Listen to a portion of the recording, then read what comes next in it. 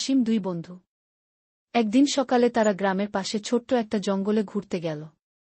রাফির পিঠে লাল ব্যাগ আর হাতে মানচিত্র ও কম্পাস। আসিমের গায়ে সবুজ হুডি, হাতে স্ন্যাক্সের ব্যাগ। রাফি বলল, চলো একটু ভিতরে যাই।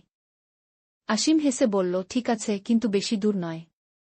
তারা পাখি দেখল, পোকামাক দেখল, কিন্তু হঠাৎ পথ হারিয়ে ফেল। আমরা কোথায়? আসিম চিন্তিত। ঠিক তখনই এক দুষ্টু বানর রাফির ব্যাগ নিয়ে পালাল। রাফি, ওরে, আমার ব্যাগ! তারা হাসতে হাসতে দৌড় দিল পেছনে। শেষে বানরটি ব্যাগটা একটা ছোট বানরের সামনে রেখে দিল, কারণ স্ন্যাক্স চকচক করছিল। আসিম একটি কলা দিল ছোট বানরটিকে। সব বানর খুশি হয়ে ব্যাগটা ফিরিয়ে দিল। ততক্ষণে সূর্য ডুবে যাচ্ছিল। আসিম, চলো এখন বাড়ি ফিরি।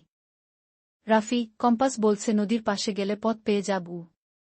তারা নদী পার হয়ে টিলার চূড়ায় উঠে গ্রাম দেখতে পেল। আমরা পেরেছি, তারা খুশিতে লাফিয়ে উঠল। বাড়িতে ফিরে মা বাবা জড়িয়ে ধরল। আসিম হেসে, পরের বার গাইড নিয়ে যাব। সবাই হেসে উঠল। আর তারা শিখল, অ্যাডভেঞ্চার মজার, তবে সাবধান থাকাও দরকার।